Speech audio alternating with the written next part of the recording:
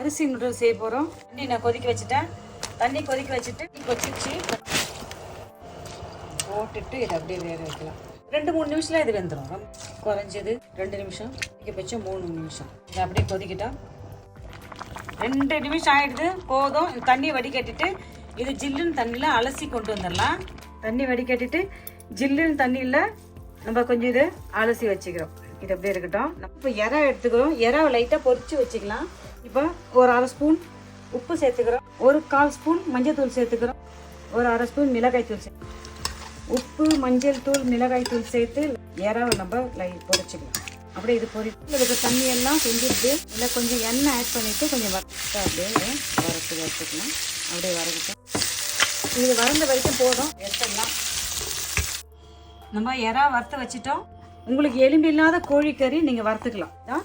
கோழிக்கறியில் செஞ்ச ஒரு பொல்சா இதுவும் கோழிக்கறி தான். உங்களுக்கு இது கிடைக்கலன்னா எலும்பு இல்லாத கோழிக்கறி எடுத்து மிளகாய் தூள் போட்டு நீங்கள் வறுத்து எடுத்துக்கலாம். என்கிட்ட கோழிக்கறி இருக்குது, இருந்தாலும் நான் இதில் செஞ்சு காட்டுறவங்களுக்கு கொஞ்சமாக இதில் எண்ணெய் சேர்த்து இதை வறுத்து எடுத்துக்கலாம். இதில் உப்பு, மஞ்சள் தூள்லாம் சேர்க்க வேணாம், லைட்டாக வறுத்து இதை எடுத்துக்கலாம். போதும். இது ரொம்ப அப்படியே பொரியுதுன்னு வறுக்க தேவையில்ல. கொஞ்சம் எடுத்துக்கலாம். சோயா சாஸ், சில்லி சாஸ் கொஞ்சம் எடுத்துக்கலாம். கொஞ்சம் ஆயில் சேர்த்துக்கலாம். மசாலா இது சிக்கன் கப்பை பயன்படுத்துறது. இங்கே புளியாந்து கூட இருக்குது, இங்கே சிக்கன் மசாலா கூட இருக்குது. இதை போட்டுங்க, மசாலா சேர்த்துக்கலாம். நம்ம இதில் ஒரு பாக்கெட்டு சேர்த்துக்கிறோம். திட்டமாக என்ன சேர்த்துக்கலாம், நம்ம நறுக்கி வச்ச பூண்டை இப்படி நறுக்கியும் போட்டுக்கலாம், இல்லை பூண்டு பேஸ்ட்டும் சேர்த்துங்க. நறுக்கி வச்ச வெங்காயத்தை ஒன்று சேர்த்துக்கலாம். நறுக்கி வச்ச ஒரு 2 கேரட்டை நம்ம இதில் சேர்த்துக்கலாம். போட்டு இது வதக்கும். கொஞ்சம் எண்ணெய் சேர்த்துக்கலாம். உப்பு, எண்ணெய் சேர்த்து இதை அழகாக நம்ம கொஞ்சம் பொரிச்சு எடுத்துக்கலாம். கேரட்டு வதங்கிடுது. நறுக்கி வச்ச இந்த கேப்சிகம் பிடிச்ச கலரில் சேர்த்துங்க. நான் ஒரு பச்சை கலரில், ஒரு ஆரஞ்சு கலரில் குடமிளகாய் வச்சு சேர்த்துக்கிறேன். உப்பு சேர்த்து வதக்கிக்கலாம். இதை அழகாக நம்ம கலந்து வச்சுருந்தோம்ல இந்த மசாலாவை நம்ம இதில் ஆட் பண்ணிக்கலாம். கலந்து வச்சுருந்தா இந்த மசாலாவை இதில் போட்டு நம்ம ஆட் பண்ணிக்கலாம். இதை கூட கொஞ்சம் நம்ம பிரியாணி சேர்த்து கலந்துக்கலாம்.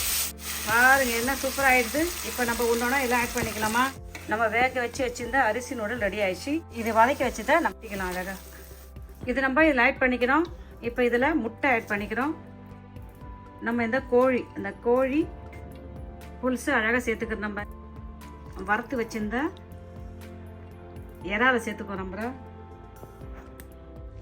இறா சேர்த்துக்கணும், இந்த கோழி புல்ஸு சேர்த்துக்கணும், நம்ம வதக்கி வச்ச காயெல்லாம் சேர்த்துக்கணும். இதெல்லாத்தையும் அழகாக ஜென்டில் நம்ம கிண்டலாம். நம்ம நூடுல்ஸு செஞ்சிட்டோம். எல்லாத்தையும் நம்ம அழகாக கலந்துட்டோம். ஒரு டேபிள் ஸ்பூன் அளவுக்கு மிளகுத்தூள் லைட்டாக அப்படியே ஒரு டேபிள் ஸ்பூன் அழகாக மிளகுத்தூள் சேர்த்துட்டு அழகாக கிண்டிக்கலாம். நம்ம பாருங்கள், என்ன கலர்ஃபுல்லாக அழகாக இருக்குது. நீங்கள் தான் சாப்பிட்டு பார்த்துட்டு சொல்லணும் நான் செஞ்ச நூடுல்ஸ் எப்படி இருந்துச்சுன்னு. நான் நினைக்கிறேன் உங்களுக்கு இந்த மெத்தட் ரொம்ப பிடிக்கும்னுட்டு. நீங்களும் இதே மெத்தடில் செஞ்சு பார்த்துட்டு நான் செஞ்ச நூடுல்ஸ் எப்படின்னு சொல்லுங்கப்பா. Bye, thank you.